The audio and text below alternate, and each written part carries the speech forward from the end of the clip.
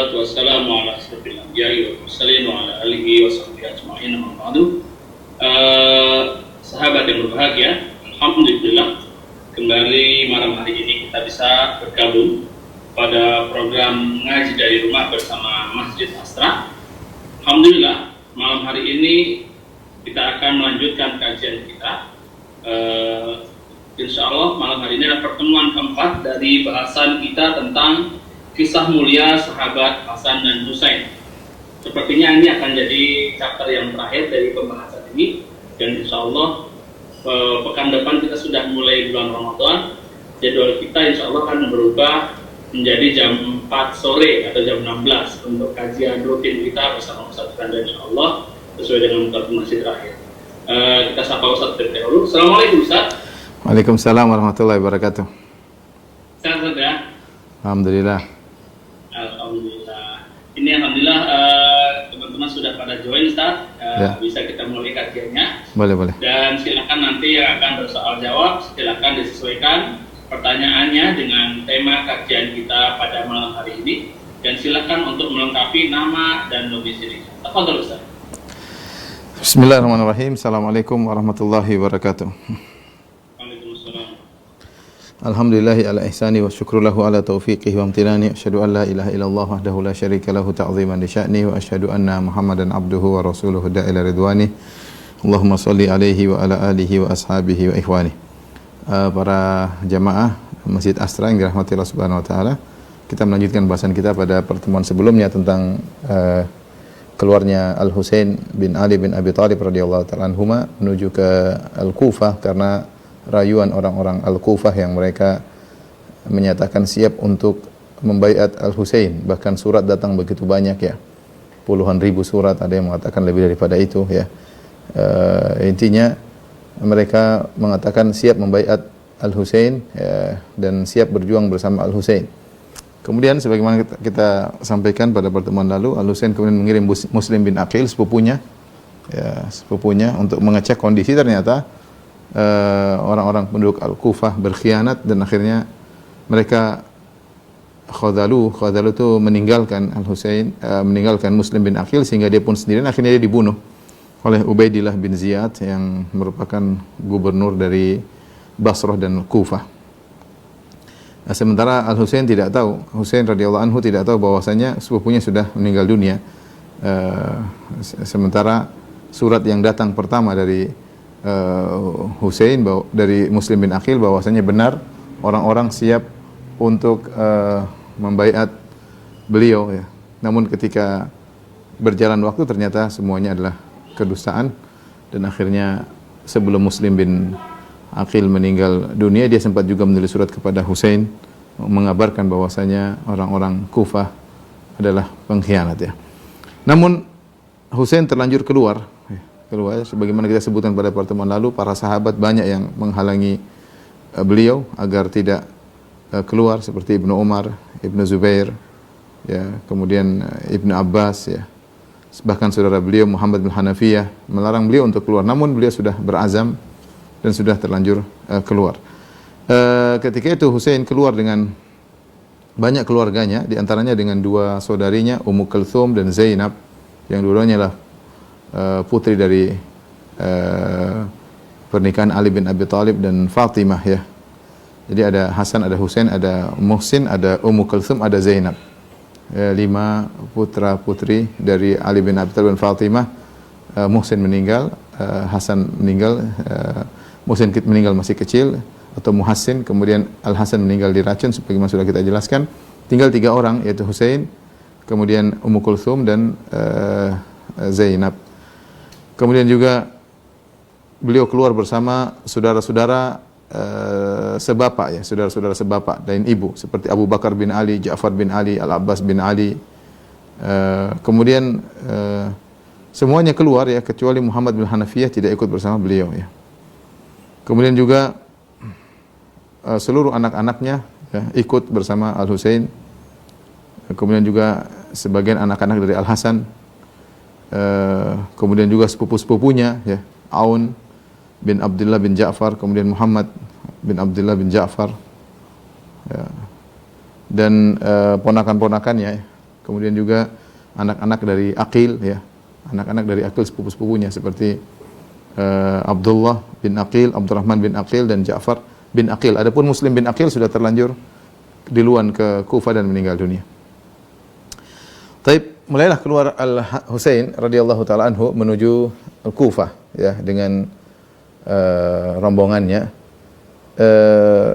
Setiap beliau mampir ke suatu kampung, di situ ada sumber air, maka sebagian orang mengikutinya, ingin bersama Al-Husain. Karena banyak orang mencintai Al-Husain. Ya. Dan sebagian orang ikut. Namun nanti banyak di antara mereka yang akhirnya juga mundur. Di antara yang ikut Al-Husain adalah seorang bernama Zuhair bin Al-Qain ya. Zuhair bin Al-Qain. Dia selesai haji, kemudian dia baru mau pulang dari Mekah menuju Kufah. Maka Husain tahu dia menuju Kufah, maka Husain mengirim surat kepada dia untuk bertemu dengan Husain. Tetapi dia tidak mau ketemu dengan Al-Husain, dia tidak mau ketemu dengan Husain. Ketika itu Zuhair bersama istrinya, maka istrinya tegur dia. Istrinya bilang, "Subhanallah. Bagaimana ibnu Rasulillah, cucunya Rasulullah SAW mengirim engkau untuk bertemu dengannya, minta untuk bertemu dengannya, fala tujibu, kemudian engkau tidak mau bertemu dengan cucu Rasulullah." Akhirnya sang suami Zuhair, dia pun mendengar nasihat istrinya, kemudian dia pergi menuju Al-Husain. Ketemu dengan Husain, setelah ketemu, kemudian dia balik pulang ketemu istrinya, wajahnya berseri-seri. Kemudian dia berkata kepada istrinya, "Kamu saya cerai. Anti talik, kamu saya cerai." Ya. "Fataqaddam akhik hatta tasili ila manzilik." Pulang kau sama saudaramu sampai tiba di rumahmu. Kamu sudah saya cerai. Kenapa dia mengatakan demikian? Dia mengatakan, "Fa inni qad watantu nafsi 'alal maut ma'al Husain." Saya telah menyiapkan diriku untuk meninggal bersama Al-Husain. Itu cari suami yang lain. Saya akan meninggal ya. Ya, maksudnya daripada dia meninggal terus harus nunggu 4 bulan 10 hari, panjang ceritanya ya. Dia bilang, "Udah kamu saya cerai," karena dia yakin dia akan meninggal, karena dia tahu kondisi tidak kondusif. Keluar dengan Al-Husain menuju ke Kufah, ini jalan menuju kematian ya. Kemudian dia berkata kepada teman-temannya, "Man ahabba minkum syahada falyakum." Yang ingin mati syahid jalan sama saya. "Wa man karihaha falyataqaddam." Yang tidak mau lanjutkan perjalanan. Ya. Ini di antara yang keluar bersama Al-Husain. Ada beberapa orang kemudian di jalan ikut dengan Al-Husain ya. Radhiyallahu taala anhu.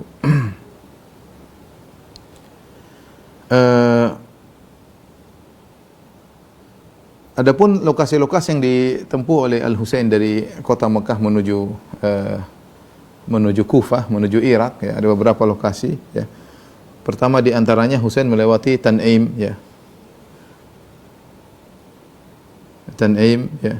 Ketika beliau sampai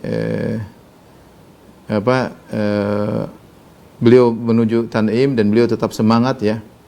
Karena tadi begitu banyak surat dari Kufah yang minta beliau untuk datang untuk siap membaiat Al-Husain. Kemudian juga surat dari Muslim bin Aqil sempat datang menunjukkan bahwasanya benar kondisi sudah kondusif di Kufah, puluhan ribu orang siap untuk membaiat engkau. Ya, ini sebelum terbunuhnya Muslim bin Aqil. Setelah datang surat Muslim bin Aqil, maka beliau semakin yakin untuk menuju ke Kufah ya. Kemudian beliau tiba suatu tempat namanya Sofah. Ya, ini arah menuju kalau kita di peta berarti arahnya begini ya. Mekah menuju ke Madinah sebelah kiri, ke Irak agak sebelah ke arah timur ya. Maka suatu tempat namanya Sofah ya. Beliau pun tiba di tempat tersebut. Di situ beliau ketemu dengan seorang namanya Al-Farazdaq ya. Al-Farazdaq kemudian bertanya, "Ini rombongan dari mana?" Orang-orang mengabarkan itulah Al-Husain, Abu Abdullah Al-Husain. Maka Farazdaq segera datang menuju Al-Husain, dia pegang tali ontanya atau tali kudanya Al-Husain. Kemudian dia berkata, "Anta ahabun nas ilan nas." Wahai Al-Husain, engkau adalah orang yang paling dicintai oleh orang-orang. Tetapi as-suyuf ma'a Bani Umayyah, tapi ingat pedang-pedang bersama Bani Umayyah, bukan bersama orang-orang di Kufah. Wal qadha' minas sama', dan keputusan di tangan Allah Subhanahu wa taala. Ya. Kemudian Al-Husain bertanya kepada Al-Farazdaq, "Bayyin lana naba'an nas khalfak." Terangkan kepada kami tentang orang-orang di Kufah, wahai Al-Farazdaq. Farasdak berkata, minal khabir sa'alta, kau telah bertanya kepada orang yang ahli dalam hal ini. Qulubun nas ma'ak, kata Farasdak, benar, hati-hati orang Kufah bersama engkau. Wa suyufuhum ma'a Bani Umayyah, tapi pedang mereka bersama Bani Umayyah. Mereka hanya sekedar omong cinta-cinta dalam hati, tapi pedang mereka akan membunuhmu. Nasihat dari Farasdak. Tapi Husain terus berjalan. Ya, qadarullah, beliau terus berjalan radhiyallahu taala anhu. Dari Safah beliau menuju suatu tempat namanya Batun Rumah, ya. Sampai di situ beliau tulis surat kepada ahli Kufah bahwasanya dia sudah tiba di lokasi ini, sebentar lagi akan sampai, dan dia terus berjalan menuju Kufah. Maka dia kirim surat tersebut bersama seorang bernama Qais bin Mushir As-Saidawi, ya, Qais bin Mushir As-Saidawi. Tetapi yang mengantarkan surat Husain kepada penduduk Kufah ketangkap oleh seorang bernama Husain bin Tamim. Ditangkap Qais ini bin Mushir, ditangkap, kemudian dibawa kepada Ubaidillah bin Ziyad, kemudian dibunuh. Kemudian Husain sampai suatu tempat namanya Zurud, ya, semakin dekat menuju ke arah Karbala, ke arah Irak, ya. Kemudian di sana dia ketemu dengan seseorang dari Bani Asad, ya, yang baru datang dari Kufah. Maka dia bertanya tentang kabar bagaimana di Kufah. Maka sampailah kabar dari orang tersebut, dia berkata, lam akhruj minal Kufah hatta qutila Muslim bin Aqil. Ketika Husain sudah sampai ke Zurud, sudah jauh perjalanan dia, baru tiba kabar bahwasanya sepupunya Muslim bin Aqil telah dibunuh. Ketika itu Husain berkata, inna lillahi wa inna ilaihi raji'un. Ya. Kemudian dia berkata, indallahi nahtasibu anfusana. Di sisi Allah kami serahkan jiwa-jiwa kami. Kemudian orang ini berkata, unsyidukallah ya bena Rasulillah fi nafsik wa anfusi ahli baitik haula'i alladhina narahum ma'aka insarif ila mawdi'ik wa da'il masir ila al-Kufah. Aku mohon kepada engkau dengan nama Allah, wahai cucu Rasulullah, ya, untuk keselamatan jiwamu dan keselamatan orang-orang yang bersama dengan engkau, ahlul bait yang bersama engkau, ya, yang kami lihat mereka sedang bersama engkau. Baliklah ke lokasimu, ke tempatmu. Jangan lanjutkan perjalanan menuju Kufah. Wallahi malaka biha nasir. Tidak ada seorang penolong pun bagi engkau di Kufah. Husain dinasihati oleh orang tersebut. Ketika itu Banu Aqil, ya tadi kita sebutkan saudara-saudaranya Muslim. Kalau tidak salah ada Ja'far, ada Abdurrahman, ya. Ya, mereka pun mengatakan, malana fil aish ba'da akhina Muslim hajah. Kami tidak butuh hidup lagi kalau saudara kami Muslim bin Aqil telah meninggal dunia. Walasna bi raji'in, kami tidak akan balik, ya. Mereka tahu saudara mereka Muslim bin Aqil sudah meninggal, kakak dan adiknya, saudara-saudaranya mengatakan, kami kalau Muslim bin Aqil sudah meninggal, kami enggak perlu hidup lagi. Dan kami tidak bakalan balik hatta namut, sampai kami meninggal. Ketika mendengar hal tersebut, Husain berkata, fama khaira fil aishi ba'da haula. Tidak ada kelezatan hidup lagi kalau mereka semua sudah meninggal dunia. Ya. Dan ini kabar yang sangat menyakitkan bagi Al-Husain, ya. Ternyata Muslim bin Aqil telah meninggal dunia, dan kabar bahwasanya penduduk Kufah telah meninggalkan Husain, berkhianat, ya. Ketika itu Husain berkata kepada orang-orang yang ikut, karena orang pada ikut dia, ada dari Ahlul Bait, ada di luar Ahlul Bait. Dia tidak ingin bawa celaka orang. Dia berkata, man ahabba an yansarif falyansarif. Yang ingin balik silakan balik, tidak perlu ikut saya. Ya, orang-orang pun meninggalkan dia. Fatafarraqan nas anhu yaminan wa shimalan. Yang tadinya ikut bareng-bareng, karena mereka menyangka bahwasanya penduduk Kufah sudah siap untuk membaiat Husain, mereka semangat. Begitu kabar datang bahwasanya penduduk Kufah telah berkhianat, Husain berkata, yang ingin balik silahkan balik. Maka orang-orang pun pergi meninggalkan kanan, kiri. Akhirnya semua meninggalkan Husain kecuali orang-orang yang berangkat bersama beliau dari Madinah. Ya. Dan di antara orang-orang yang bersama Husain tidak pergi, kembali menasihati Husain radhiyallahu anhu. Mereka berkata, nunsyidukallah illa ma raja'ta min makanik. Kami mohon dengan nama Allah, mohon kepada engkau Husain, hendaknya kau kembali. Fa innahu laisa laka bil Kufah nasir. Tidak ada seorang penolong pun bagi engkau di Kufah. Wala syi'ah, tidak ada penolong-penolong bagimu. Bal natakhawaf an yakunu alaik, dan kami takut mereka justru akan membunuhmu, menyerangmu.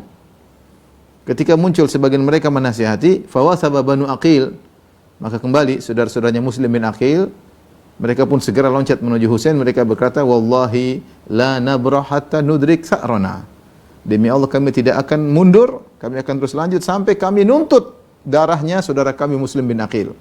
Au nadzuqa kama dzaqa Muslim, atau kami merasakan apa yang dirasakan oleh Muslim bin Aqil itu, atau kami mati. Tidak ada mundur. Balas dendam, menuntut darah, atau kami ikut meninggal dunia seperti Muslim bin Aqil. Mendengar ini Husain lanjut lagi. Sampailah Husain meninggalkan kota Zurut, sampailah beliau di suatu daerah namanya Tha'labiyah. Ya. Kemudian dari Tha'labiyah, kemudian beliau lanjut ke sebuah kota namanya Zubalah. Ya, semakin mendekat kepada Karbala.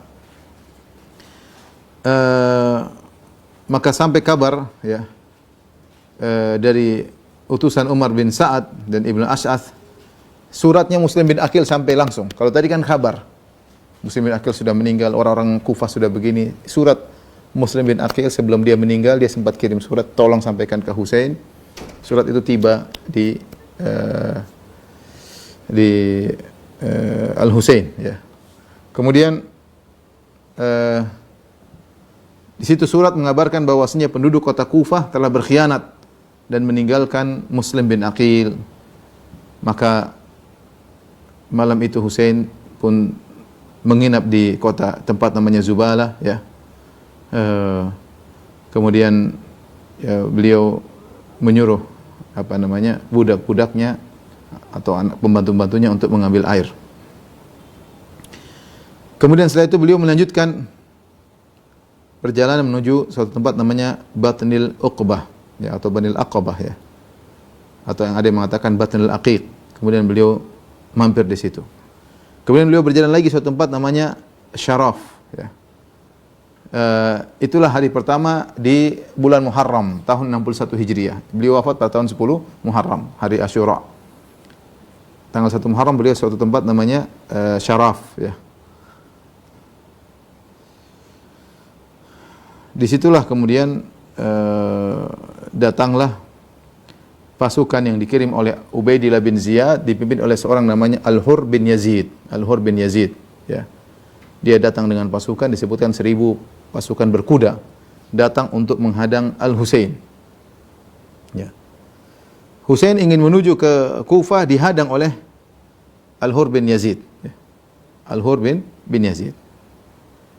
Sehingga dia tidak bisa menuju ke Kufah, diarahkan ke arah kiri, ya jangan terus menuju ke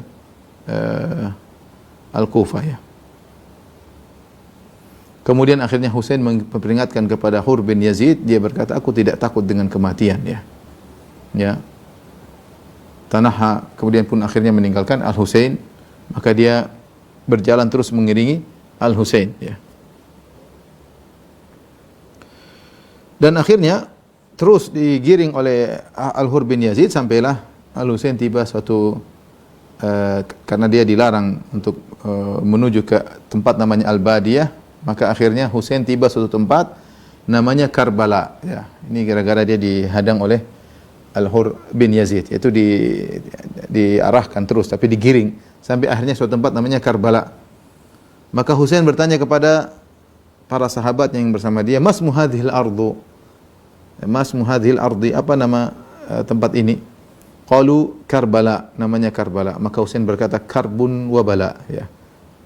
Ini tempat bencana dan penderitaan. Ya. Kemudian beliau pergi ke arah kanan sedikit, kemudian beliau pun mampir di situ, singgah di situ ya. Maka datanglah surat dari Ibnu Ziyad, Ubaidillah bin Ziyad kepada Al-Hur bin Yazid. Perintahnya agar untuk mengganggu Husain ya. Mengganggu Husain ya. Pokoknya jangan buat dia tentram, bikin dia sibuk, bikin dia susah. Perintah dari Ubaidillah bin Ziyad. Maka ada seorang menasihati Husain, dia berkata, "Wahai Husain, engkau sedikit ya. Kalau yang melawanmu cukup pasukannya Al-Hur bin Yazid, 1000 pasukan berkuda, kau tidak mampu menghadapinya." Husain sekitar 70 orang aja, tidak banyak. Ya, bagaimana lagi dengan pasukan yang sedang dikirim oleh Ubaidillah bin Ziyad menuju ke Husain ya. Masih ada 4.000 yang akan datang. 4.000 pasukan akan datang. Dan benar akhirnya datanglah pasukan dari Jaisul Kufah, pasukan dari Kufah ya. di awal bulan Muharram tahun 61 Hijriyah ya.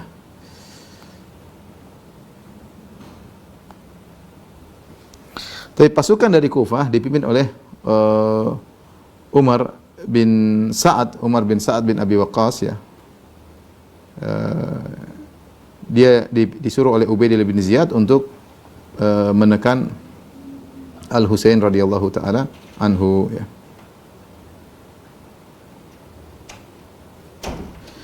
Dan pada hari ketiga, dan ini kita singkat saja, pada hari ketiga di Karbala ya, datang pasukan tersebut, jumlahnya 4.000 orang, dipimpin oleh Umar bin Sa'ad ya. Tadinya pasukan ini menuju ke Ar-Rai, tetapi Ubaidillah bin Ziyad suruh pasukan tersebut belok menuju Karbala, menuju ke arah tempat Husain ya. Tadinya Umar bin Sa'ad tidak mau nurut dengan Ubaidillah bin Ziyad, tidak ingin bermasalah dengan Al-Husain radhiyallahu taala anhu ya. Tetapi Ibnu Ziyad maksa, mengancam, kalau engkau tidak nurut perintahku, bawa pasukan menuju Husain, maka kau akan dilengserkan dari kepemimpinan dan rumahmu akan dihancurkan dan kau akan kami bunuh ya.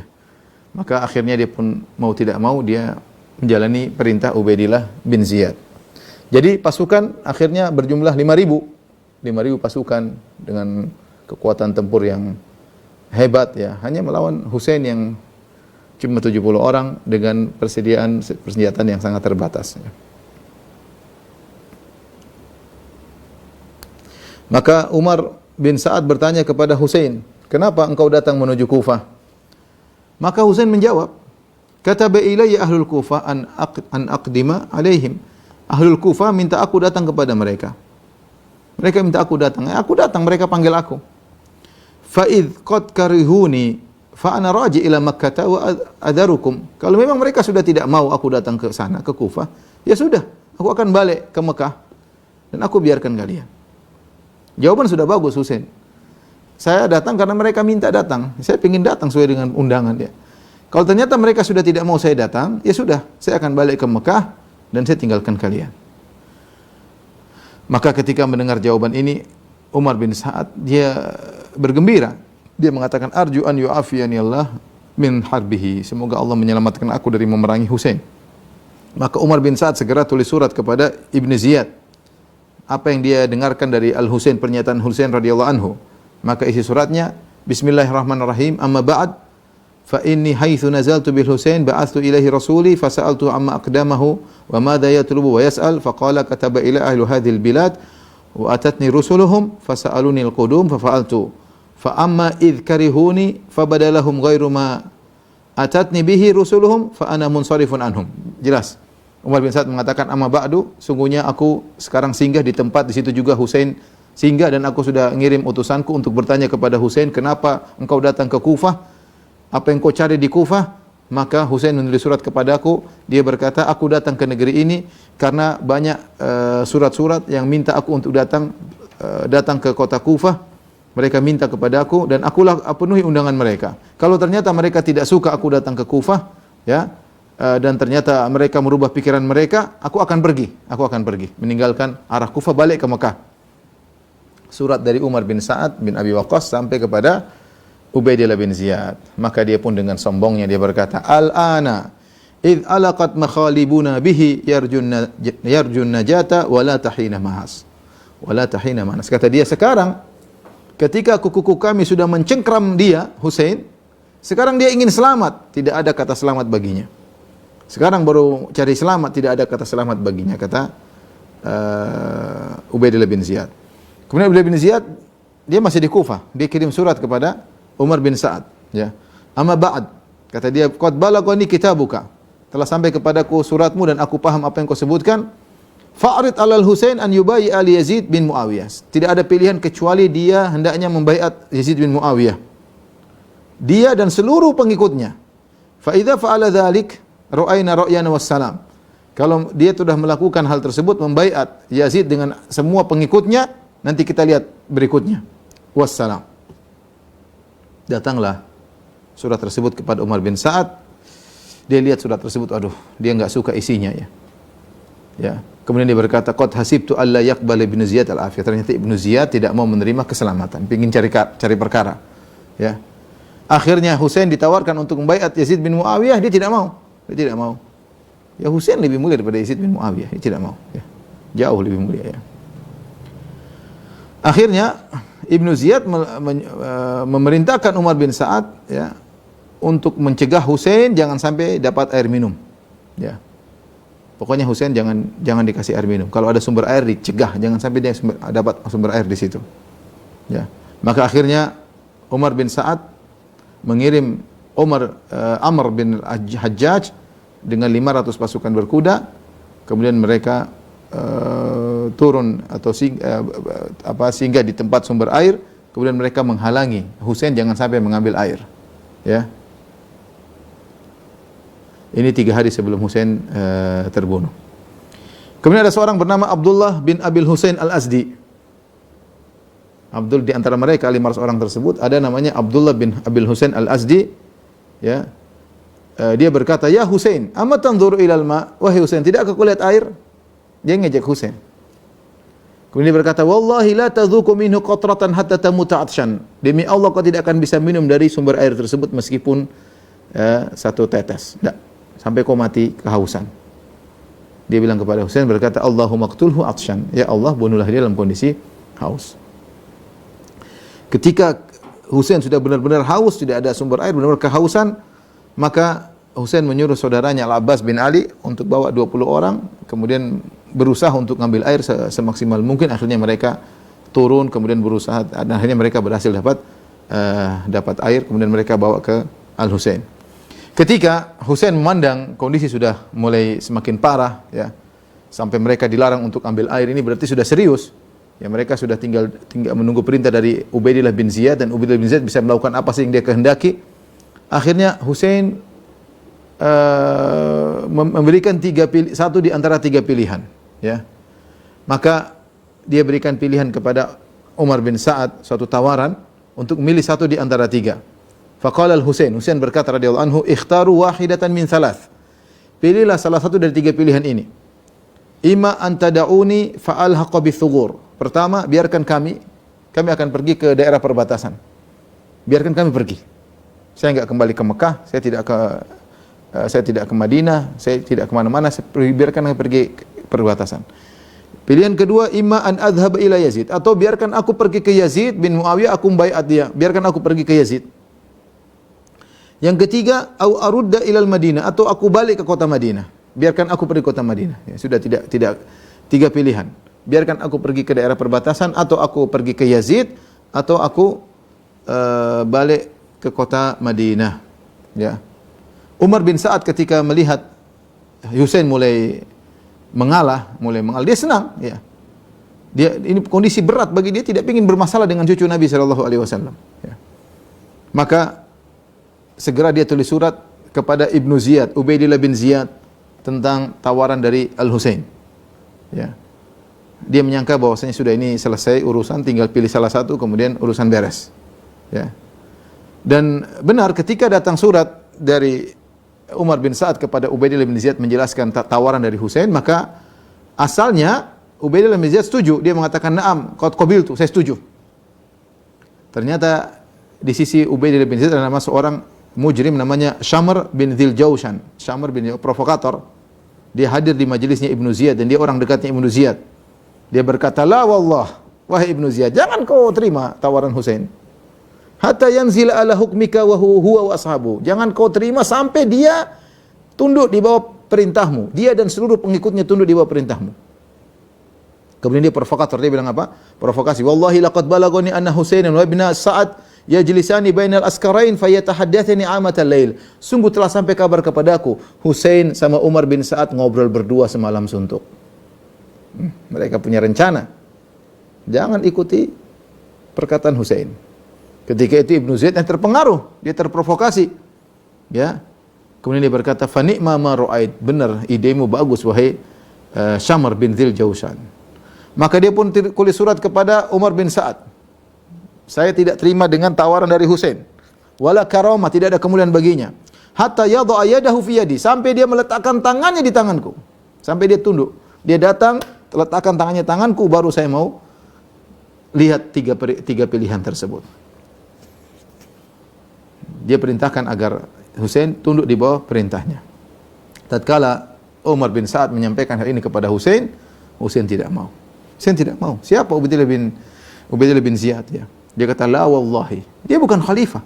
Khalifahnya Yazid bin Muawiyah.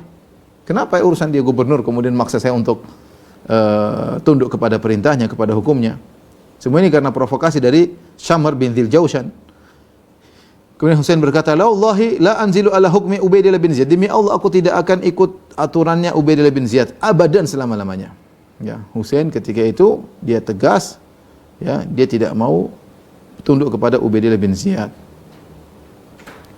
Tidak ada pilihan lain kecuali perang. Tidak ada pilihan lain. Ya. Taib. Karena tidak ada pilihan lain, ya, terpaksa terjadi peperangan. Pada tanggal 9 Muharram, yaitu sehari sebelum Husain terbunuh, ya, maka Husain sholat zuhur dan asar di tanah Karbala. Ketika sudah menjelang waktu maghrib, ya, maka datanglah pasukan dari pasukan Kufah yang dipimpin oleh Umar bin Sa'ad. Mereka datang menuju ke arah Husain. Ya. Husain sempat tertidur sebentar, kemudian Husain kaget, ternyata pasukan banyak di hadapan dia. Dia berkata, "Ma hadza?" Apa ini? Rame-rame datang menuju Husain. Mereka berkata, "Innahum taqaddamu wa yaqulun imma yanzila ala hukmi Ubaidillah bin Ziyad wa imma an yuqatil." Mereka datang, mereka bilang, Husain, sampaikan ke Husain, cuma dua pilihan. Tunduk kepada aturan Ibn Ziyad, datang letakkan tanganmu di hadapan tangan Ibn Ziyad, atau perang. Kata Husain, qulu lahum amhiluna hadhihi lailah. Sampaikan kepada mereka, beri kami kesempatan malam ini. Wa ghadan nukhbirukum, besok aku akan berikan jawaban.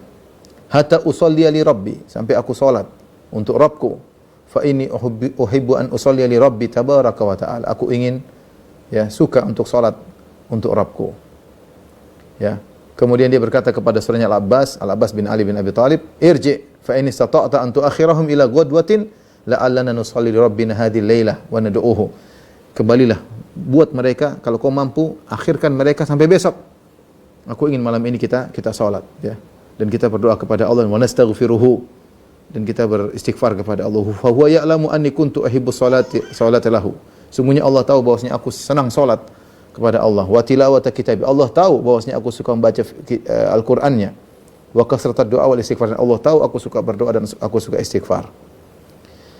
Akhirnya ketika tiba malam hari, mereka pun salat, ya, mereka istighfar, mereka berdoa, ya.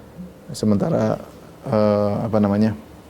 kuda-kuda pasukan Kufah di sekeliling kemah-kemah mereka. Saat itu Husain kembali lagi berkata kepada pengikutnya, kawan-kawan yang ikut bersama dia. Dia berkata, "Man ahabba an yansarif ila ahlihi fi lailatihi hadhi faqad adzintu laha. Faqad adzintu lahu." Siapa yang malam ini ingin pulang balik ke keluarganya, silakan. Saya sudah izinkan, silakan tinggalkan kami. Fa innal qauma innama yuridunani. Mereka tuh ingin aku, tidak ingin kalian. Mereka ingin aku.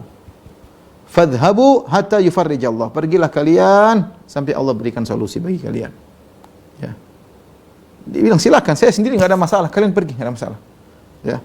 Husain tidak ingin bahwa mereka celaka bersama Husain. Mereka ingin saya, bukan ingin kalian. Maka saudaranya Al-Abbas berkata, "Lam naf'al, enggak mungkin kami melakukan hal tersebut." Ya, lina buka ba'da, kau ingin Husain, kau ingin kau mati kemudian kami hidup setelah engkau, enggak. Ya, Allah tidak akan mungkin melihat hal ini selama-lamanya. Ya. Ya. Kemudian saudara-saudaranya berkata, anak-anaknya berkata, sepupunya berkata, la baqa'alana ba'dak. Semuanya datang, ya Husain, kalau kau meninggal tidak ada, kami tidak akan hidup. Ya. Kemudian Husain berkata, "Ya Bani Aqil, wahai putra-putra Aqil, hasbukum bi muslim akhikum." Cukup muslim yang meninggal, muslimin Aqil. Kalian enggak usah. Idhabu faqad adzintu lakum, pergi aku sudah izinkan kalian meninggalkan aku. Mereka berkata, ya, apa yang akan dikatakan orang-orang? Anna tarakna syekhana wa sayyid, kita akan meninggalkan guru kami, kita meninggalkan pimpinan kami. Ya. Dan sepupu-sepupu kami adalah sebaik-baik orang ya. Kami tidak berperang sama mereka, kami biarkan mereka berperang sendiri. Ya, intinya mereka katakan la wallahi la naf'al, kami tidak akan melakukan hal tersebut sampai kami mengorbankan jiwa kami dan harta kami dan keluarga kami untuk engkau wahai Husain. Wa nuqatil ma'aka hatta narida mauridak, kami akan berperang bersama engkau sampai kami temui apa yang kau dapati. Qabbahallahu al-aisha ba'dak, sungguh kehidupan yang buruk kalau kau sudah meninggal dunia. Akhirnya mereka pun salat dan terus berdoa kepada Allah Subhanahu wa taala sampai akhirnya tiba waktunya tanggal 10 Muharram, saatnya Husain meninggal dunia ya. Taib, inilah hari yang terakhir bagi Husain dalam kehidupannya pada tahun 61 Hijriah tanggal 10 Muharram ya. Jumlah mereka sedikit ya. Mereka hanya 32 pasukan berkuda dan 40 pasukan pejalan kaki. Lawannya 5.000. Lawannya 5.000. Mereka cuma 32 naik kuda, 40 pejalan kaki. Ya. Dan di situ ada sebaik-baik pemuda yang ada dari Ahlul Bait berkumpul ketika itu seluruhnya di situ. Ya. Kemudian Husain pergi ke kemahnya ya. Kemudian dia pun mandi ya. Kemudian dia pakai minyak wangi yang banyak ya. Kemudian naik di atas kudanya. Kemudian dia mengambil mushaf. Dia letakkan mushaf di depannya. Ya. Kemudian dia menghadap orang-orang Kufah.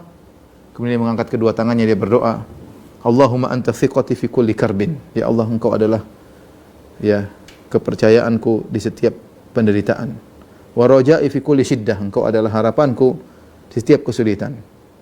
Wa anta fima nazala bi thiqah. Apapun yang menimpaku, aku percaya kepada engkau. Wa anta waliyyu kulli ni'mah. Dan engkau adalah pemberi segala kenikmatan. Wa sahibu kulli hasanah. Dan yang membawakan segala kebaikan. Mulailah Husain setelah itu mengatur pasukan. Ya, jelas ini peperangan menuju kematian. Ya, tidak seimbang 70 lawan 5.000. Ya. Maka tapi tetap harus terjadi peperangan tersebut. Ya. Maka dia menjadikan Zuhair bin Al-Qain di bagian sebelah kanan. Ya, Zuhair tadi yang menceraikan istrinya untuk ikut perang bersama Husain. Kemudian Habib bin Mudhahir di sebelah kiri. Kemudian dia serahkan bendera peperangan kepada saudaranya Al-Abbas bin Ali. Ya. Kemudian di kemah semua anak-anak, perempuan, istri-istri beliau, istri yang punya bagian wanita-wanita semuanya masuk ke dalam kemah. Ya. Kemudian Husain menyuruh membakar api di belakang kemah. Khawatirnya pasukan datang dari belakang. Dia bikin perang satu arah saja. Maka dia taruh api banyak di belakang kemah. Ya. Dengan membakar kayu-kayu tersebut. Ya. Kemudian pasukan Kufah pun datang menuju Husain. Kemudian mereka melihat api menyala-nyala. Situ ada Syamr bin Dzil Jaushan. Rupanya dia sudah datang. Syamr bin Jaushan, provokator. Kemudian dia berkata, "Ya Husain." Dia ngejek Husain. "Istajaltan nar fid dunya." Kau terburu-buru bikin api di dunia. Qabla yaumil qiyamah. Kau sudah bikin api di dunia sebelum api hari kiamat, sebelum api neraka hari kiamat. Maka Husain berkata, "Anta aula biha siliyah." Kau lebih utama masuk neraka jahanam daripada aku. Setelah itu bertemulah dua pasukan yang tidak seimbang, ya. Maka Husain menasihati mereka, ya. Siapa tahu mereka sadar. Ya. Husain berkata, "Ayuhan nas isma'u minni nasihatan aquluha lakum." Wahai manusia sekalian, dengarkanlah nasihat dariku, aku ucapkan kepada kalian. Orang semua diam ketika itu. Orang-orang pasukan Kufah diam. Setelah dia memuji Allah, menyanjung Allah, dia berkata, "Ya ayuhan nas, in qabiltum minni ansaftumuni, kuntum bidzalika as'ad." Kalau kalian terima dariku nasihatku, kalian adil kepada aku, kalian akan lebih berbahagia. Walam yakun lakum alayya sabil illam taqbalu minni faajma'u amrakum wa syuraka'akum thumma la yakun amrukum alaykum gumma thumma qdu ilayya wa la tunzirun. Tapi kalau kalian tidak mau terima, saya mau buat apa lagi? Silakan kalian kumpulkan pasukan kalian semuanya, ya, lakukan apa yang kalian kehendaki, serang aku, ya, dan jangan tunda-tunda. Inna waliyallahu alladhi nazzala al-kitab wa huwa yatawallas salihin. Sungguhnya penolongku hanyalah Allah Subhanahu wa taala dan dialah penolong orang-orang yang saleh. Ketika mendengar khutbah Husain tersebut, maka terdengar tangisan dari kemah, dalam kemah, ya. saudara-saudarinya, kemudian istri-istrinya, putri-putrinya, ya. Kemudian apa namanya? Maka ini tentu apa namanya? Maka Husain mengirim Al-Abbas suruh diamin ibu-ibu, ya. Suruh diamin ibu-ibu, suruh ditenangkan. Kemudian dilanjutkan khutbahnya, dia berkata, "Raji'u anfusakum muhasibuha." Hendaknya kalian periksa diri kalian, hisablah diri kalian. Hal yasluhu lakum qitalu mithli? Apakah pantas bagi kalian membunuh orang seperti aku? Ana ibnu binti nabiyukum. Aku ini putra dari putri nabi kalian. Aku putra Fatimah. Wa laysa ala wajhil ardi ibnu binti nabiyyin ghairi. Dan di atas muka bumi tidak ada putra dari putri nabi, tidak ada putra Fatimah kecuali aku. Tinggal aku sendiri. Ya. Wa aliyun abi. Ali adalah ayahku. Wa Ja'far dzul janahaini, ammi Ja'far At-Tayyar yang Allah ganti kedua tangannya dengan sayap adalah pamanku. Wa Hamzatu sayyidus syuhada ammu abi. Dan Hamzah sayyidus syuhada adalah paman dari bapakku. Wa qala li Rasulullah sallallahu alaihi wasallam wa li akhi. Dan Rasulullah SAW pernah berkata tentang aku dan tentang saudaraku Hasan, hadani sayyida syababi ahli jannah. Ini adalah dua pemimpin para pemuda di surga. Fa in saddaqtumuni bima aqul fa huwal haqq. Kalau kalian membenarkan apa yang aku ucapkan, maka itulah kebenaran. Fa wallahi ma ta'ammadu kathbatan mundu alimtu anna Allah yamqutu 'alal kadhib. Demi Allah, aku tidak pernah berdusta, tidak pernah sengaja berdusta sekalipun sejak aku tahu bahwasanya Allah mengharamkan membenci dengan dusta. Allah benci dusta, aku tidak berdusta sekalipun. Wa illa, kalau kalian tidak percaya, fas'alu ashabar Rasulillah sallallahu alaihi wasallam an dzalik. Tanyakan kepada para sahabat tentang diriku. Jabir bin Abdullah masih hidup, tanyakan kepada tentang Husain, apakah Husain pernah berdusta? Tanyakan kepada Abu Sa'id Al-Khudri, tanyakan kepada dia apakah Husain pernah berdusta. Sahal bin Sa'ad, Zaid bin Arqam, Anas bin Malik, tanyakan kepada mereka tentang aku. Yukhbirunakum bidzalik. Mereka akan kabarkan kalian tentang hal tersebut. Waihakum, ama tattaqunallah, celaka kalian, apa kalian tidak takut kepada Allah? Ama fi hadza hajijun lakum an safki dami? Tidakkah cukup apa yang aku sampaikan ini penghalang bagi kalian untuk menumpahkan darahku? Husain menyampaikan nasihat sebelum dia dibunuh. Berkata sang provokator Syamar bin Dzil Jaushan, huwa ya'budullah ala harfin. Husain nyembah Allah cuma sebagian sisi. In kana yadri ma yaqul, kalau dia tahu apa yang dia ucapkan. Maka Habib bin Mutahhir atau Hubayb bin Mutahhir dari teman-temannya Husain kemudian mengomentari, wallahi ya Syamar, innaka la ta'budullah ala sab'ina harfan. Ama nahnu fallahi inna la nadri ma yaqul wa innahu qad tubi'a ala qalbik. Dia bilang Husain, ya, tidak tahu apa yang dia ucapkan, ngawur, ngelindur, gampangnya demikian.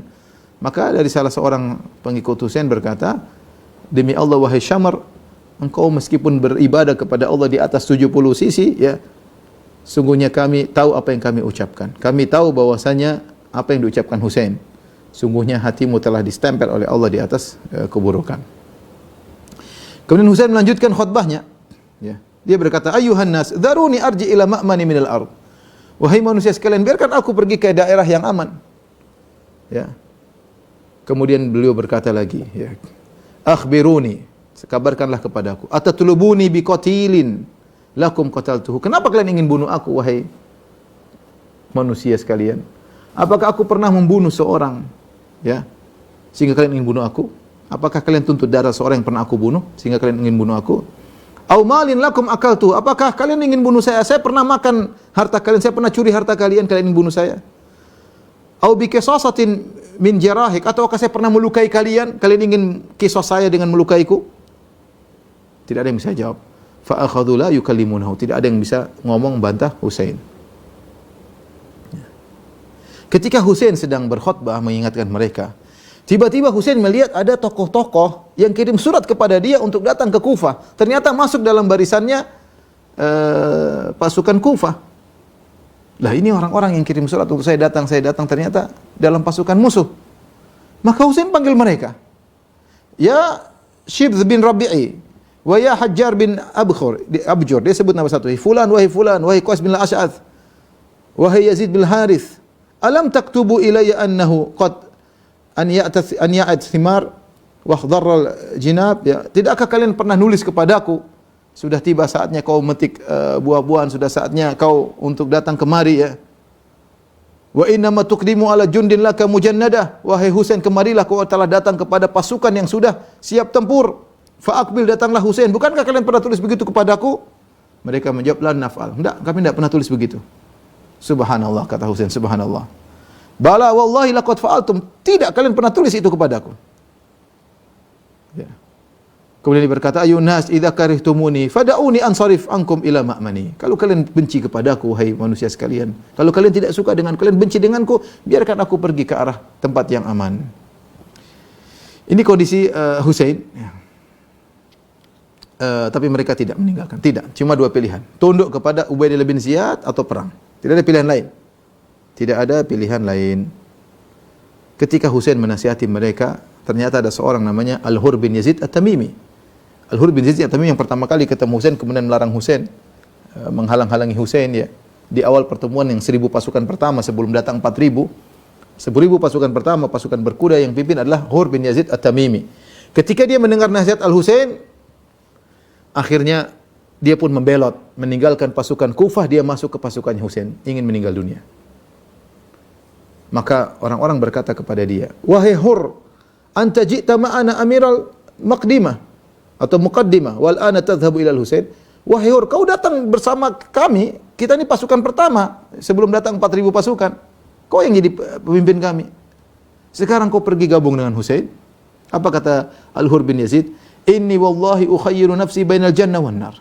Demi Allah aku milih diriku masuk surga atau masuk neraka. Mau pilih mana? Ya. Wallahi la akhtaru alal jannati syai'an walau qutti'at wa hurrik walau qutti'tu wa hurriktu.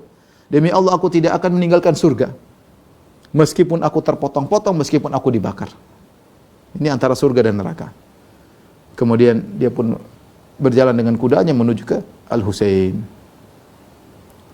Kemudian dia berkata, ya benar Rasulullah, wahai cucu Rasulullah, ana sahibuka alladhi habastuka anir ruju', aku yang dulu pernah melarang engkau kembali, aku yang bikin repot engkau, aku yang ini yang melarang engkau untuk dan macam-macam. Dia minta maaf. Intinya dia minta maaf. Dia bilang, apakah sudah cukup taubatku? Ya. Afatara dzalika li taubah? Apakah cukup aku bertobat dengan bergabung denganmu? Kata Husain, na'am, yatubullah 'alaika wa yaghfiru laka. Iya, Allah akan menerima taubatmu, Allah akan mengampunimu, ya. Subhanallah. Akhirnya dia pun gabung dengan Al-Husain radhiyallahu taala anhu. Kemudian terjadilah peperangannya. Tentu peperangan tersebut tidak seimbang ya, bagaimana cuma 72 pasukan melawan tambah Hur bin Yazid 73 lah. Ya, melawan 5000 orang. Ya, tidak lain yang dilakukan oleh para pengikut Husain adalah untuk meninggal di hadapan Husain. Semuanya sudah siap untuk mati dan mereka tahu mereka bakalan meninggal dunia. Maka satu persatu maju, berlawan, berperang, bergugur di hadapan Husain. Maka Husain melihat mereka berguguran satu demi satu, ya. Dan seterusnya. Bahkan ketika sudah tiba waktu salat zuhur, Husain minta mereka berhenti, saya ingin salat. Kata mereka, salat tidak terima darimu wahai Husain. La tuqbala minkum, kata Husain bin Numair. Ada seorang Al-Husain bin Numair, dia berkata, innaha la tuqbala minkum. Enggak ada salat-salat, lanjut perang. Akhirnya Husain salat dalam salat khauf, ya, sambil perang sambil salat. Maka bergugurlah ya saudara-saudara Husain, Ahlul Bait di hadapan Husain radhiyallahu taala anhu. Di antara yang meninggal di antaranya ya Hubaib atau Habib bin Mutahhir ya. Kemudian juga di antaranya anaknya Ali bin Husain. Jadi Husain punya anak dua, ada Ali bin Husain Al-Akbar dan Ali bin Husain yang asghar, yang kecil ya, yang sakit, yang lebih muda, yang dikenal dengan Zainal Abidin, yang Ahlul Bait sekarang semuanya keturunan dari Ali bin Husain, karena Ali bin Husain yang kecil tidak dibunuh. Dia ikut dalam rombongan tapi dia sakit. Dia sakit sehingga dia tidak ikut perang. Kakaknya Ali bin Husain yang lebih tua ya ikut berperang dan akhirnya meninggal dunia ya. Ditombak, dipotong oleh disayat-sayat oleh pedang-pedang musuh ya. Kemudian itu di hadapan Husain. Husain berkata, qatalallahu qauman qataluka ya bunayya. Qatalallah, semoga Allah membunuh kaum yang membunuh engkau wahai putraku. Ya, ma ajra'ahum 'ala Allah wa 'ala intihaki hurmatir Rasul. Betapa beraninya mereka terhadap Allah dan betapa beraninya mereka melanggar kehormatan Rasulullah sallallahu alaihi wasallam. Ya. Subhanallah, meninggal di hadapan Husain mengatakan, bawa saudara kalian menuju ke kemah ya. Kemudian berguguran sepupu-sepupu beliau ya, anak-anaknya Aqil ya. Sampai di antara yang saudara-saudara beliau juga Abu Bakar bin Ali, banyak yang meninggal ya. Banyak yang meninggal. Sampai di antaranya ada anak Husain yang masih kecil juga ya. Meninggal dunia ya, terkena panah dan berlumuran darah di hadapan Husain radhiyallahu taala anhu. Ya, akhirnya semuanya meninggal. 73 orang tersebut semuanya meninggal laki-laki, tinggal Husain radhiyallahu anhu sendirian. Husain kehausan. Kemudian beliau masih di siang hari ketika itu terjadi ya. Orang-orang berkumpul ingin membunuh Husain namun tidak ada yang berani. Semua sudah meninggal, tinggal Husain, cucu Nabi ya. Pemimpin para pemuda di surga ya. Zainab ketika melihat ya kakaknya tinggal sendirian dengan penuh luka, maka dia berkata, laitas sama'u taqa'u 'alal ardh. Seandainya langit runtuh ketika itu, saking kondisi yang sangat menyedihkan ya. Orang-orang tidak ada yang berani maju untuk menikam Husain. Datang sang provokator Syamr bin Dzil Jaushan, dia berkata, "Thaqilatkum ummahatukum, madza tantaru nabi?" Celaka kalian, ibu kalian kehilangan kalian. Apa yang kalian tunggu? Ayo serang dia rame-rame ya. Maka Husain tetap berperang melawan kanan, melawan kiri. Mereka ya bagaimanapun al-kathrah taglibu syaja'ah ya. Bagaimanapun jumlah yang banyak mengalahkan jagonya seseorang, mengalahkan keberanian seseorang ya. Husain tegar tetap berperang ya, padahal anak-anaknya meninggal, saudara-saudaranya meninggal di hadapan dia, sepupu-sepupunya meninggal di hadapan dia ya, tapi dia tegar berperang, tetap berperang terus sampai akhirnya dia meninggal dunia ya. Maka mulailah orang-orang menikam beliau Husain radhiyallahu taala anhu, di antaranya Zur'ah bin Syarik At-Tamimi, kemudian menghantam dengan pedangnya dari pundak kiri Husain. Kemudian setelah dia pukul mereka kabur ya. Husain berteriak ya dengan perasaan sakit sambil dia tersungkur ya. Kemudian datanglah Sinan bin Anas An-Nakhai, kemudian dia masukkan tombak ke selangka Husain, masuk di sini ya. Dimasukkan tombaknya sampai akhirnya bertembus ke dadanya.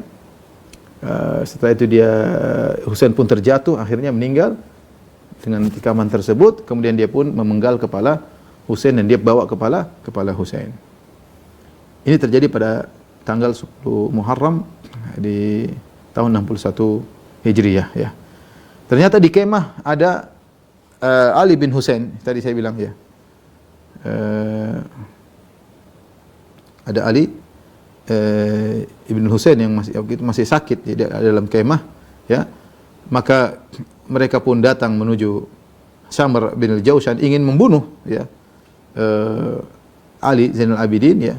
Maka akhirnya ditegur oleh sebagian orang ya. Ditegur oleh sebagian orang, jangan ya. Di antaranya yang menegur adalah Umar bin Sa'ad, tidak perlu kembalikan, masih kecil, sakit, enggak usah. Ya. Akhirnya Ali bin Husain selamat dan dialah yang seluruh cucu-cucu Nabi dari keturunan Husain, karena cucu Nabi ada dua, dari Hasan dari Husain. Kalau di Hijaz, di Mekah banyak dari keturunan Hasan, paling banyak dari keturunan Hasan. Tapi ada juga dari keturunan Husain, dan seluruh keturunan Husain semuanya kembali kepada Ali bin Husain yang dikenal dengan Zainul Abidin. Ali bin Husain dikenal dengan Zainul Abidin. Inilah wafatnya Al-Husain radhiyallahu taala anhu, dibunuh dalam kondisi terzalimi ya oleh orang-orang yang tidak punya rasa takut kepada Allah Subhanahu wa taala. Dalam satu riwayat yang sahih, Ibnu Abbas radhiyallahu taala anhuma berkata, "Ra'aitu Nabi sallallahu alaihi wasallam fil manami binisfin nahar." Aku melihat dalam mimpi di tengah siang bolong Rasulullah SAW dalam kondisi ash'ad akbar, rambut beliau semerawut penuh dengan debu, ma'ahu qaruratun fiha damun yaltaqitu, bersama dia bawa semacam botol atau gelas, kemudian Rasulullah mengambil darah dimasukkan dalam gelas tersebut. Kata Ibnu Abbas dalam mimpinya, dia berkata, "Ya Rasulullah, ma hadza? Apa ini ya Rasulullah?" Qala damul Husain wa ashabihi. Kata Nabi, ini darahnya Husain dan darah pengikutnya. Lam azal atatabba'uhu mundzul yaum. Aku terus masih mencari-cari darah-darah tersebut. Ya. Ini dilihat oleh Ibnu Abbas sebelum terbunuhnya Husain. Ya, sebelum terbunuhnya Husain. Maka sang perawi hadis berkata, "Fa hafidna dzalika fawajadnahu qutila dzalikal yaum." Kami hafal hadis tersebut, kisah Ibnu Abbas tersebut, kami dapati ternyata dia meninggal pada hari 10 Muharram. Siapa yang terbunuh di antara Ahlul Bait? Banyak ya, saya bacakan ya. Di antaranya Abu Bakar bin Ali bin Abi Thalib. Ini dari, maksudnya anaknya Ali dari istri yang lain selain Fatimah. Jadi adanya anak Ali ada namanya Abu Bakar bin Ali, ada Umar bin Ali, ada Uthman bin Ali. Ini semua dari istri yang lain. Ada Ja'far bin Ali, ada Al-Abbas bin Ali. Ini semua anak Ali, saudaranya sebapak dengan Husain. Kemudian di antaranya anak Hasan adalah Abu Bakar bin Hasan, anaknya Al-Hasan. Kemudian Umar bin Hasan, ya. Talha bin Hasan. Jadi anaknya Hasan ikut meninggal, Abu Bakar, yaitu ponakan-ponakannya Husain. Abu Bakar bin Hasan, Umar bin Hasan, Talha bin Hasan. Kemudian anak-anaknya Husain yang meninggal, Ali Al-Akbar yang meninggal tadi. Ya, kemudian Abdullah ibn Husain, Abu Bakar bin Husain tadi yang masih kecil, kemudian masih digendong, kemudian terkena panah, kemudian meninggal berlumuran darah di pangkuan Husain. Kemudian Umar bin Husain, ini yang meninggal dari anak-anak Husain. Kemudian dari anak-anaknya Aqil, sepupu-sepupunya Husain, itu Ja'far bin Aqil, Abdullah bin Aqil, Abdurrahman bin Aqil. Kemudian dari anak-anaknya Muslim bin Aqil, Abdullah bin Muslim bin Aqil.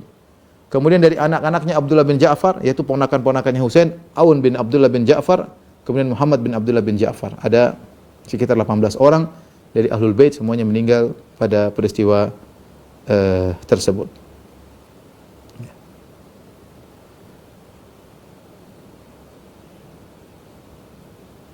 Tadi bahkan disebutkan mereka ingin membunuh Ali bin Husain yang sakit, ya. Maka ketika itu ditegur oleh Umar bin Sa'ad, dia berkata, la yadkhulanna baitan nubuwah ahadun wala yu'rad li hadzal gulam la ya'rid li hadzal gulam al-marid, ya. Ya, jangan sampai seorang pun masuk ke dalam kemah tersebut, dan jangan ganggu orang anak kecil yang masih sakit tersebut, anak remaja yang masih sakit tersebut, yaitu Ali bin Husain. Baik. Kemudian mereka pun pulang ke Kufah, ya. Kemudian kepalanya Husain dibawa kepada Ubaidillah bin Ziyad, yang tadi yang Sinan bin Anas, ya. Dia bawa kepalanya Husain kepada Ubaidillah bin Ziyad, ya. Tatkala sampai di depan Ubaidillah bin Ziyad, maka Ubaidillah bin Ziyad mengambil semacam kayu, kepala Husain di depan dia, kemudian dia korek-korek giginya Husain. Husain ada semacam ompong atau semacam lubang di giginya. Kemudian dia korek-korek pakai kayu di kepalanya Husain. Ketika itu ada Anas bin Malik radhiyallahu anhu dalam kondisi duduk, dia lihat. Maka dia pun menangis. Bukaan syadidan, nangis sangat keras, ya. Maka Ubaidillah bin Zaid berkata, "Malak, ada apa engkau Anas?" Anas bin Malik radhiyallahu anhu. Dan dia sudah sangat tua ketika itu. Dia berkata, "Wallahi la aswa'annaka irfa' qadibak," ya. Ya, angkat itu kayumu, jangan kau taruh di mulutnya Husain. Laqad ra'aitu Rasulullah sallallahu alaihi wasallam yuqabbila mawdi'a qadibika min fihi. Sungguh aku pernah lihat Nabi cium itu tempat yang kau korek-korek itu. Nabi pernah cium itu bibir itu. Nabi pernah cium itu mulutnya Husain. Demikian dalam sama dilakukan oleh Zaid bin Arqam. Ya, dia berkata, "Kuntu inda Ubaidillah fa ata bi ra'sil Husain." Aku sedang berada di sisi Ubaidillah bin Ziyad, didatangkanlah kepala Husain. Fa akhadha qadiban, maka dia mengambil kayu. Kemudian dia pun membuka bibir Husain dengan kayu tersebut. Ya, dia ejek dia di kayu. Enggak sopan dia. Kemudian mengatakan kata Zaid bin Arqam, "Falam ara thagran kana ahsan minhu ka'annahu dur." Aku tidak melihat ada seperti ompong yang indah seperti giginya Husain, kata Zaid bin Arqam. Ketika aku melihat dia korek-korek giginya Husain, falam amlik an rafa'tu sauti bil buka, maka aku tidak kuasa, aku menangis. Maka dia berkata, "Ma yubika ayuha syai', orang tua apa yang buat kau nangis?" Ya. Kata Zaid bin Arqam, "Yubkini ma ra'aitu min Rasulillah sallallahu alaihi wasallam ra'aitu yamussu mawdi'a hadzal qadib." Aku menangis karena aku pernah melihat Nabi mencium bahkan mengisap, ya, tempat yang pernah kau korek-korek seperti itu. Dan Rasulullah berkata, Allahumma inni uhibbuhu. Rasulullah setelah mencium Husain, namanya masih cucunya kecil, dia cium-cium bibirnya. Nabi berkata, Allahumma inni uhibbuhu fa'ahibbah. Ya Allah, sungguhnya aku mencintai dan cintailah cucuku ini. Sampai Ibrahim An-Nakhai berkata, "Lau kuntu fi man qatala al-Husain bin Ali." Kalau aku termasuk orang yang bunuh Husain, kemudian Allah ampuni aku masuk surga, maka aku malu untuk bertemu dengan Nabi sallallahu alaihi wasallam. Bagaimana aku bertemu dengan Nabi, kemudian Nabi melihatku, ternyata aku telah membunuh cucunya. Kalau itu pun aku masuk surga. Adapun kepala Husain, maka yang benar sebagaimana diriwayatkan oleh Ibnu Sa'ad dalam tabaqatnya, bahwasanya kepala Husain radhiyallahu anhu di Baqi', dibenamkan di Baqi'. Adapun kalau isu-isu yang beredar katanya ada di Damaskus, di Suriah, ada yang mengatakan di Karbala, seperti sekarang didatangi oleh orang-orang Syiah, ada yang mengatakan di Riqqa, ada yang mengatakan di Asqalan, ada yang mengatakan di Mesir. Yang benar kepalanya adalah di Baqi'. Taib, ikhwan dan akhwat yang rahmatillah subhanahu wa ta'ala, siapa yang bertanggung jawab atas kematian Al-Husain? Ya. Siapa yang sebenarnya bertanggung jawab? Tentunya yang pertama Ahlul Kufah. Mereka adalah pengkhianat yang sesungguhnya. Mereka yang telah meraih Husain itu, dan ternyata mereka berkhianat. Akhirnya bahkan di antara mereka ada yang menjadi pasukan untuk menyerang Husain. Kemudian penanggung jawab kedua yang paling berarti Ubaidillah bin Ziyad. Dialah gubernur Kufah dan Basrah, Al-Kufah dan Basrah. Dialah yang tadi dengan sombongnya kemudian memerintahkan Husain untuk tunduk di atas perintahnya, ya. Dan dia yang memerintahkan dibunuhnya Husain. Kemudian yang berikutnya adalah pasukan Kufah, dan pimpinnya adalah Umar bin Sa'ad bin Abi Waqqas. Dia bertanggung jawab, ya, karena pasukanlah yang membunuh Al-Husain. Kemudian yang langsung membunuh, yang eksekutornya langsung Sinan bin Anas An-Nakhai yang telah menikam Husain, kemudian memenggal kepalanya. Dan yang provokatornya jelas Syamar bin Dzil Jaushan. Dialah yang provokatornya, yang menuntut untuk membunuh langsung di lapangan, dan dia yang bawa kepala Husain, kepala Ibnu Ziyad, ya. Yang dan membawa kepala Husain adalah Khawli bin Yazid Al-Asbuhi, ya. Kemudian yang bertanggung jawab adalah sang khalifah, yaitu Yazid bin Muawiyah. Yazid bin Muawiyah, karena semuanya di bawah pemerintahannya, ya. Dalam riwayat disebutkan bahwasanya dia bersedih, tetapi yang disesalkan oleh para ulama, kenapa dia tidak menghukum Ubaidillah bin Ziyad. Kesedihannya dengan wafatnya Husain tidak memperbaiki kondisinya. Harusnya dia memberi hukuman kepada para pembunuh Husain. Oleh karena Syekhul Islam Ibnu Taimiyah berkata tentang sedihnya Yazid, kata Ibnu Taimiyah, walakinnahu ma'a dzalik ay ma idharil huzn ala, yaitu meskipun dia bersedih ketika dengar kabar matinya Husain, man tasara lil Husain, dia tidak menolong Husain sama sekali. Wala amara bi qatlihi, dan dia tidak memerintahkan untuk membunuh pembunuhnya. Wala akhadha bi tha'ri, dan dia tidak menuntut pembalasannya kepada yang membunuh Husain. Ini komentarnya Ibnu Taimiyah rahimahullah taala. Ya, jadi tetap dia salah, ya. Harusnya dia tangkap itu Ubaidillah bin Ziyad, dia hukum atau yang lainnya. Kemudian Ibnu Katsir juga berkata, walakinnahu lam ya'zilhu ala dzalik. Akan tapi Yazid tidak melengsarkan Ubaidillah bin Ziyad atas kelakuan yang membunuh Husain. Wala aqabahu, bahkan dia tidak menghukum Ubaidillah bin Ziyad. Ya, wala arsala bi ya'ibu alaihi dzalik, bahkan dia tidak mengutus orang untuk mencaci maki Ubaidillah bin Ziyad atas perbuatannya. Inilah yang menjadi akhirnya orang-orang gampangannya kecewa dengan Yazid bin Muawiyah, meskipun tidak ada perintah langsung dari untuk membunuh. Ya, meskipun dia nampak sedih, tapi sikapnya tidak menunjukkan dia membela Al-Husain radhiyallahu taala anhu. Bagaimana nasib mereka yang bunuh Husain ini? Akhirnya Allah Subhanahu wa taala membuat mereka tewas seluruhnya, tokoh-tokohnya yang ikut serta dalam membunuh Husain, dengan takdir Allah akhirnya mereka terbunuh, ya.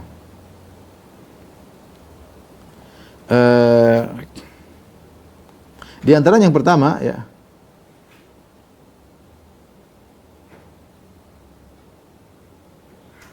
Sinan bin Anas, ya. Sinan bin Anas yang memenggal kepala Husain. Sinan bin Anas, ya. Al-Asdi yang memenggal kepala Husain. Suatu hari Hajjaj berkata, Hajjaj bin Yusuf Al-Thaqafi, "Man kana lahu bala'un falyakum," ya. Siapa yang punya kehebatan, ya, maka faqama qaumun fadzakaru, maka orang-orang berbicara, ya kami begini, kami begini, kami begini. Sinan bin Anas An-Nakhai, Sinan bin Anas An-Nakhai berdiri, dia berkata, ana qatilul Husain, saya yang bunuh Husain. Faqala bala'un hasan, masyaallah, perjuangan hebat, kata Hajjaj bin Yusuf Ats-Tsaqafi. Kemudian dia pulang ke rumahnya, ya. Kemudian tiba-tiba akalnya hilang, ya. Jadi kayak orang gila, ya. Kena penyakit atau apa, sehingga kalau dia makan, dia buang air langsung di tempat makannya.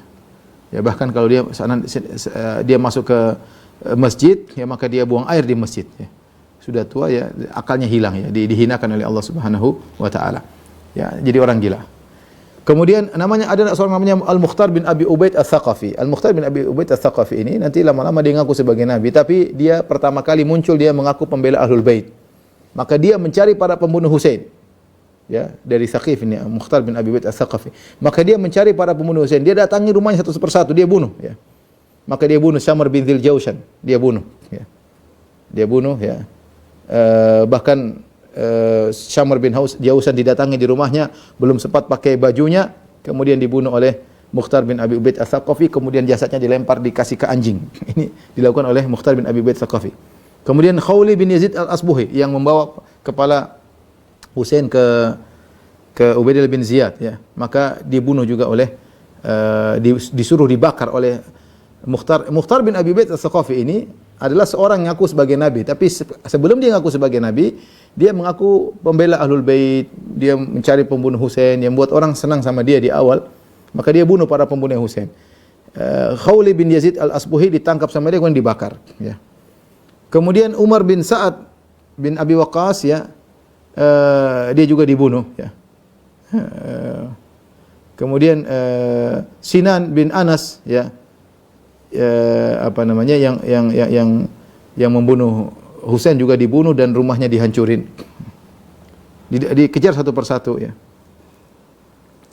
Adapun Ubaidillah bin Ziyad setelah Al-Mukhtar bin Abu Ubaid Ats-Tsaqafi membunuh seluruhnya, ya, maka dia mengirim Ibrahim bin Ashtar untuk membunuh Ibnu Ziyad, ya. Maka tatkala terjadi pertemuan antara Ibnu Ziyad dengan utusannya Mukhtar bin Abi Ubaid Ats-Tsaqafi, terjadi peperangan dan Ibnu Ziyad akhirnya kalah, kemudian dia terbunuh, ya, dan teman-temannya di antaranya Husain bin Numair terbunuh, ya. Kemudian kepala Ibnu Ziyad dipotong, kemudian dibawa ke Mukhtar bin Abi Ubaid Ats-Tsaqafi. Dan Ibnu Ziyad juga wafat sama di hari Asyura 10 Muharram pada tahun 67 Hijriah. Itu 6 tahun berikutnya kemudian dibunuh oleh Mukhtar bin Ubaid Ats-Tsaqafi, ya. Taib, inilah akhir dari pembahasan kita tentang Hasan dan Husain. Ya, kita bilang Allah mentakdirkan bahwasanya orang-orang mulia seperti mereka, Hasan Husain, meninggal dengan kondisi yang mengenaskan agar mereka bisa meraih pahala syahid, pahala syahadah fi sabilillah. Ya, sebelumnya Rasulullah sallallahu alaihi wasallam meninggal juga di antaranya sebab racun yang diberikan oleh seorang wanita Yahudiyah kepada Nabi pada tahun 7 Hijriah, kemudian Nabi meninggal pada tahun 11 Hijriah, ya. Kemudian sebelumnya ayah mereka Ali bin Abi Thalib juga ditikam oleh Khawarij di kepalanya oleh Abdurrahman bin Muljim sehingga mati syahid. Hasan diracun juga, ya, kemudian meninggal, ya, mati syahid. Kemudian Husain juga meninggal dalam kondisi sangat mengenaskan, dikeroyok rame-rame dalam kondisi sangat kehausan, kemudian dibunuh oleh mereka, ya. Dan itu terjadi pada tanggal 10 Muharram, ya. Dan tentu di balik wafatnya Husain, ya, tentunya yang bunuh adalah orang yang zalim, tetapi tidak ada ibadah tertentu di balik wafatnya Husain sebagaimana dilakukan orang Syiah yang kemudian pada tanggal 10 Muharram mereka melukai tubuh mereka. Ya, mereka mengatakan kami ingin merasakan bagaimana kehausannya Husain, bagaimana tubuh Husain yang tercabik-cabik dengan pedang, ya, sehingga mereka melukai tubuh mereka pada tanggal 10 Muharram. Tentunya itu tidak disyariat, yang disyariatkan adalah berpuasa pada tanggal 10 Muharram. Kita bilang ada yang lebih mulia daripada Husain, Hasan. Hasan meninggal dalam kondisi diracun, dan ada lebih mulia daripada Hasan, yaitu siapa? Ali bin Abi Thalib, ya. Tidak kita rayakan dan tidak kita juga makan racun sedikit-sedikit untuk memperingati kematian Hasan, tidak. Ali bin Abi Thalib juga terbunuh, ya, dan sebelumnya juga ada Umar yang terbunuh dan lain-lainnya. Maka kita bersedih dengan wafatnya Al-Husain, ya. Akan tetapi tidak ada perayaan khusus di balik wafatnya Al-Husain radhiyallahu taala anhu. Demikian Ikhwan dan akhwat yang bisa saya sampaikan, kalau ada yang bertanya saya persilakan. Baik Ustaz, izin untuk malam ini hanya satu pertanyaan yang akan Ya. kami bacakan Ustaz. Ya. Ustaz, bagaimana sikap kami ketika kami dihadapkan pada perdebatan yang sering sekali terjadi, baik langsung maupun online di medsos, tentang hal-hal yang sudah dibahas pada 4 kali pertemuan pada termasuk pada hari ini, yang ujung-ujungnya adalah berseteru paham dan saling memojokkan, ditambah pengetahuan kami yang minim dalam menjawab setiap tuduhan mereka. Kadang timbul emosi, akhirnya malah memojokkan kami. Bagaimana saran Ustaz untuk kami? Saran saya, kalau tidak punya ilmu tidak usah berdebat. Ya, kalau punya ilmu, ya mereka orang-orang Syiah sering menuduh kita tidak cinta kepada Ahlul Bait. Itu tidak benar ya. Tidak benar ya.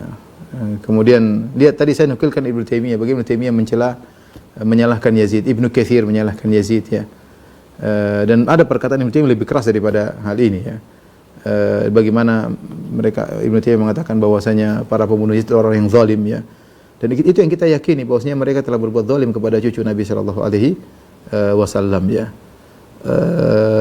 Tetapi